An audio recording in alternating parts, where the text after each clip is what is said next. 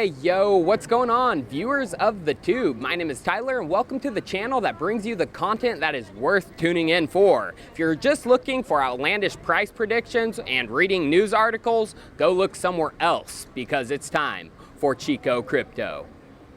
Today I would like to revisit something that I said I would be keeping an eye on, Blockstream and their control over the Bitcoin network.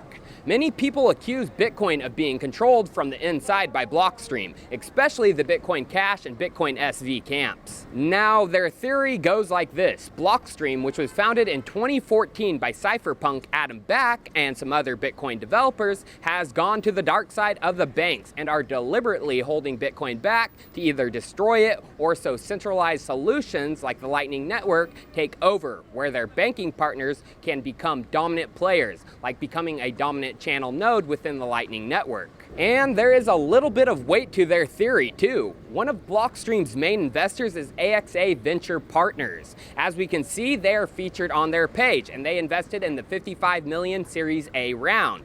Who is AXA Ventures? They are the investment arm of the too-big-to-fail insurance, banking, and financial services giant AXA Group.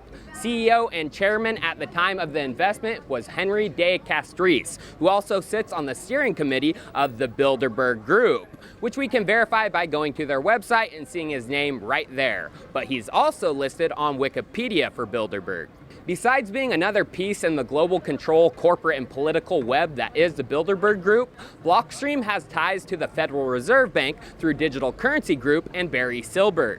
In February, in the same 55 million Series A round, they got their investment from Barry and DGC. Who sits on the board of DGC? Glenn Hutchins. And as we can see here, he also sits on the board of the Federal Reserve. Now, I have dug deeper into Blockstream and their connections to the banking elite, so I will stop there. If you want to check out that video, it's in the description. What I want to switch over to now is seeing the influence that Blockstream developers have over the Bitcoin code. Since the last time I went through this, there has been some changes with Blockstream. Has this increased or decreased their influence over the Bitcoin code?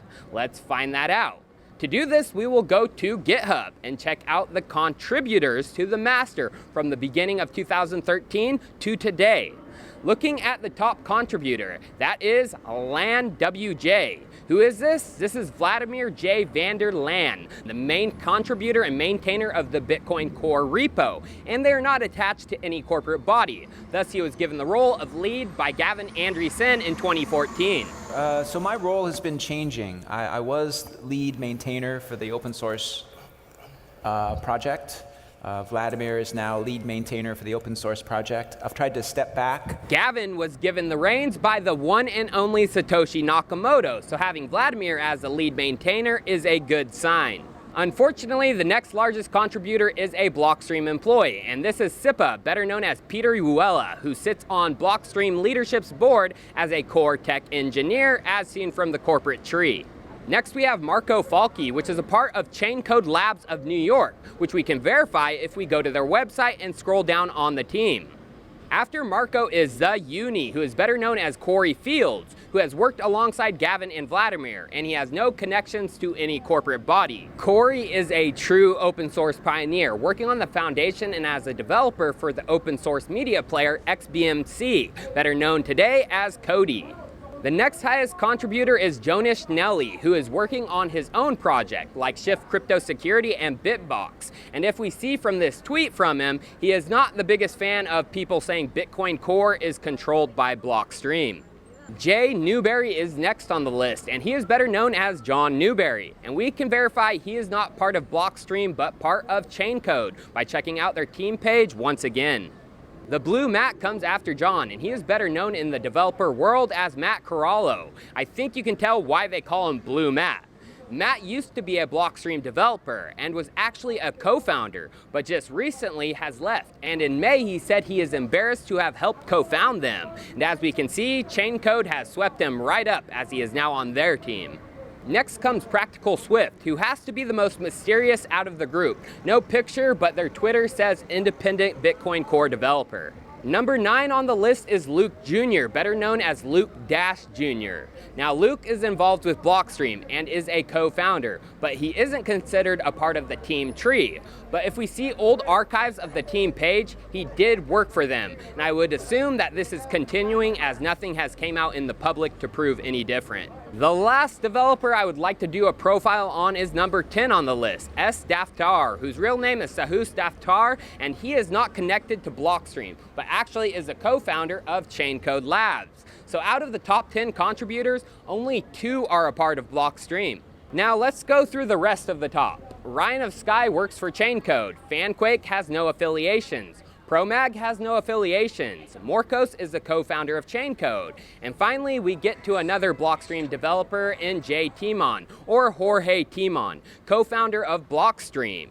A Chow 101 has no affiliation. G Maxwell, or Gregory Maxwell, was former Blockstream CTO, but has recently resigned from his position and is no longer affiliated.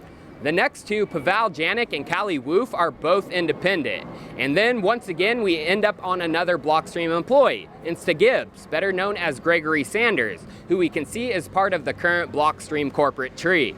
The only other contributor that could be connected to Blockstream in that list is Peter Todd, but the guy hasn't even worked on anything in a couple of years. So the official data was compiled, and it was found out that Chaincode Labs is contributing the most to the Bitcoin code, just over 26%.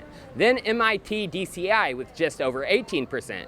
Next, unaffiliated at 13.2%.